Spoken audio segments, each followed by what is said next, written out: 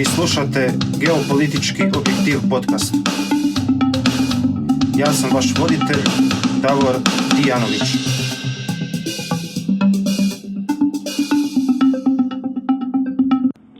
Dobro večer svima, slušate podcast Geopolitički objektiv. Ja sam Davor Dijanović, vaš komentator. Čitam malo prije na jednom portalu, kojemu ne bih zaista želio raditi reklamu, kako na suđenju jednom našem znamenitom političaru i velikom poštenjaku jedan od svjedoka svjedoči kako se je zapošljavalo preko veze i kako on imao tekicu sa važnim imenima. Eto, moram priznati kako sam bio konsterniran kada sam pročitao ovaj naslov. Konsterniran sa uopće pomišlju da bi se u Hrvatskoj moglo zapošljavati preko veze. Pa od kada to? Vjerojatno dušmani lažu. Naravno, ovo je loš pokušaj šale. Glavno pravilo danas u Hrvatskoj, možemo reći praktičnog školskog kurikuluma, je ono da ako nemaš veze, onda si bez veze. Rekao bih da ta pojava kriminala, korupcije, u tom obimu u kojemu danas postoji u Hrvatskoj, odnosno ne bih ja rekao, nego bi to rekla znanstvena istraživanja, recimo naše najutjecajnije gospodarske povjesničarke Mire Kolar-Dimitrijević, korupcija i kriminal u ovom obimu kakvi danas postoje u Hrvatskoj su u Hrvatskoj uvezeni zapravo nakon 1918. godine. Tada jedan sustav koji je na neki način funkcionirao na poštenju, jer Austro-Ugarska ipak bila uređena pravna država, je prestao funkcionirati, dolazkom tu te beogradske i tako dalje, od koje kuda žandarmerije, jedan sustav koji je funkcionirao na poštenju prestaje postojati i prednost dobivaju korupcija, snalažljivost, podmićivanje ili slične tobože časne pojave. Kasnije su naravno komunistički primitivci, s obzirom na to da je komunizam sam po sebi sustav laži, inverzije i perverzije, dodatno osnažio taj koruptivno-kriminalni sustav. Možemo reći da danas u Hrvatskoj imamo nastavak tog sustava. U Hrvatskoj mi nismo dobili više stranački nego više partijski sustav. Praktički sve danas stranke u Hrvatskoj funkcioniraju kao male kopije nekadašnje partije. Vi ne možete napredovati ni u stranci ni bilo gdje drugdje, osim ako ne budete puzali pred velikim i dragim vođom. Sjećam se, pred koji mjesec je na internetu kolala jedna pjesma tamo iz doba Jugoslavije, neke nepoznate narodne pjesnikinje, gdje je u prvom stihu stajalo da srce moje za partijom vene, u partiju primite i mene. Dakle, nekada prije je bilo pritom lakše. Postojala je samo jedna stranka, to je bila komunistička partija i ulaskom u tu stranku znalo se je da onaj ko će ući u stranku će se osigurati neki napredak, prosperitet i tako dalje. Danas ipak malo teže jer pusti više partija, pa neki moraju ljudi vagati u koju stranku će ući, gdje bi mogli najbolje napredovati, neki su se tako učlanili čak i u više stranaka kao što smo čitali i tako dalje. Rekao bih da iseljavanje koje imamo iz Hrvatske velikim svojim dijelom ima uzroke upravo u tom klijentelističkom sustavu, odnosno u jednoj nepravdi. Mnogi ljudi danas više ne žele trpjeti nepravdu i gledati kako često kojekakvi mediokriteti pa i bitange napreduju na društvenoj ljestvici na temelju partijskih, kumsko-rođačkih, priležničkih i kojekakvih drugih veza. A i onim pravim poduzetnicima u pravom realnom sektoru, dakle ne paradržavnom sektoru koji je skopčan s državom, je isto puna kapa i fiskalnih i parafiskalnih i kojekakvih drugih nameta koji ne služe samo za financiranje redovitih potreba svake države. Svaka država ima određene minimalne funkcije koje treba održavati, nego zapravo ti nameti služe za zbrinjavanje kojekakvih partijskih trčkarala i poslušnika, pa je to dobar naziv za sve te poreze i namete skupno mogao biti uhljebarina. Čitam ovih dana da primitivizam i krkanluk idu do te mjere da se čak izmišljaju radna mjesta direktorska pa nekim državnim poduzećima, odnosno menadžerska, za koje neke partijske drugare i drugarice, a oni koji se tome protive čak dobivaju otkaz u državnim poduzećima.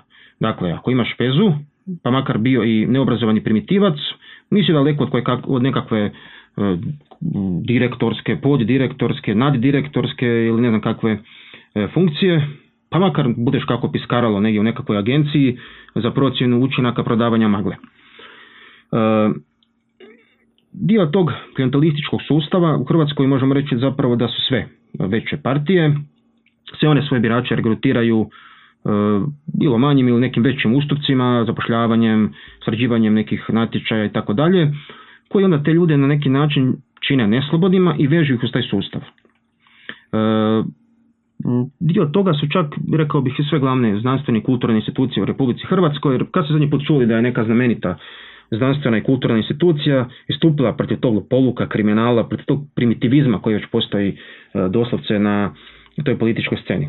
Niste mogli čuti, jer naravno da je mnogi od njih moguće, nažalost, kupiti za kantu šrota, figurativno govoreći. Nažalost, i takozvani javni ti intelektualci često ne prozivaju što bi trebala biti njihova funkcija, društvene anomalije i koje kakve patologije političke, nego oni zapravo legitimiraju taj sustav. Treba također istaknuti da taj sustav svog najvažnijeg pokrovitelja ima u pravosuđu. Pravosuđe je naravno prema Ustavu neovisno i samostalno, no u današnjim orwellovskim vremenima neke pojme treba čitati obrnuto, to je inverzija, dakle ono zapravo nije nimalo samostalno i nimalo neovisno. Evo, ja uvijek to ističem, najbolji primjer vam je oduzimanje imovine stečene kaznenim djelom. Dakle, mislim da još od 2011. postoji zakon koji to regulira. Evo, ja stvarno ne znam je li jedna lipa državnog novca vraćena u proračun na temelju tog zakona. Naravno, kada govorim tu o velikim političkim ribama i njihovim kriminalnim i koruptivnim pothvatima i nathvatima. Dok pravosuđe ne funkcionira, u državi ništa drugo ne može funkcionirati. Jer davno je pisao veliki Aurelije Augustin da ako se odmakne pravda, što su onda kraljevstva, danas su to države, nego velike razbojničke družine. Zanimljivo, ja baš sam neki dan gledao podcast to je podcast Velebit sa Željkom Kekićem. On je inače bivši operativac UDBE, gdje on govori naravno tamo o tome kako su observirali objekte, kako su oni nazivali ljude, strana veleposlanstva i tako dalje. On je jedan od inače rijetkih udbaša odnosno on je bio u SDB-u, ali kolokvijalno udbaša, koji su iskreno se pokajali i sudjelovao čovjek u Domovinskom ratu. Ima veliko iskustvo. Čovjek vidi se da priča realno, ne izmišlja bajke kao neki udbaši iz Srbije koji što pričaju po javnim televizijama. I on je zanimljivo rekao da glavni, možemo reći, instrument borbe protiv ostataka toga sustava iz bivše države je borba protiv birokracije. Dakle, to je zapravo drugim riječima borba protiv tog klijentelističkog monstruma. Nažalost, to mnogi ljudi desne orijentacije ne shvaćaju i bojim se da kada bi neki od njih došli na vlast, da se ne bi ništa bitno promijenilo, nego bi oni zapravo samo tu stavljali svoje ljude, često isto bez ikakve kompetencije. To je danas osnovni problem u Hrvatskoj, znači tu nema honorirane izvrsnosti i kompetencije, nego sve ide preko veze, jer kao što smo rekli, ako nemaš veze, onda si bez veze. Osim reforme pravosuđa, drugi po meni glavni aspekt borbe treba biti jedna odvažnost poduzetnička. Znači, ljudi mladi, nemojte bježati iz ove države, nego ostanite i borite se. Znači, nije rješenje u tome da se odavde pobjegne, makar nam često već sve počelo ovdje smetati, čak do toga kako ljudi voze auto, ali opet nije susjedova trava zelenija. Treba ostati, treba se boriti i treba, ko ima za to talenta, gurati što više poduzetničkih inicijativa. Znači, što više osobnih poduzetničkih inicijativa. I ono što bih treće rekao je borba za niže poreze. Zašto? Pa mislim, stvar je jasna. Znaju to naši političari. Nisu oni budale kao što izgledaju. Zašto? Pa zato što niži porezi znače više kisika za privatni sektor, a kada bi taj privatni sektor prodisao, onda bi i poduzetnici, oni pravi, znači ne govorim tu onima skopčanima s državom, mogu zapošljavati veći broj ljudi. I dio onih ljudi koji bi dobio otkaz u javnom sektoru u okviru racionalizacije bi se mogao zaposliti u tome privatnom sektoru. No zašto onda političari to ne žele učiniti? Pa zato što oni ove ljude u javnom sektoru jednostavno kontroliraju. Oni su ih tamo zaposlili i oni su njihova stranačka mašinerija. To je zapravo jedan začarani krug, jedan labirint gdje možemo reći zapravo da je glavna dva instrumenta koja bi mogla poslužiti za demontažu tog sustava je, kažem, reforma pravosuđa i borba za niže poreze. Manji porezi znači i manje novca za uhljebe. A naravno, jednom kada krene funkcionirati pravosuđe, sve te pojave će biti sankcionirane i onda neće postojati ono što danas imamo, a to je zapravo ozračje nekažnjivosti za teški kriminal. A u državi u kojoj postoji de facto ozračje nekažnjivosti za teški kriminal, kada su u pitanju velike političke ribe, onda u takvoj državi se ne šalje dobra poruka mladim ljudima, odnosno šalje se poruka da se zapravo najbolje isplati biti dio tog klijentelističkog sustava, dio kriminalnog sustava i da možeš napredovati samo ako imaš dobru vezu. Tako nije bitno znanje, kultura, poštenje, odvažnost, nego je bitno kako imaš vezu. Ako nemaš veze, onda si bez veze. Kažemo, to je najvažnije danas pravilo školskog praktičnog kurikuluma u Hrvatskoj.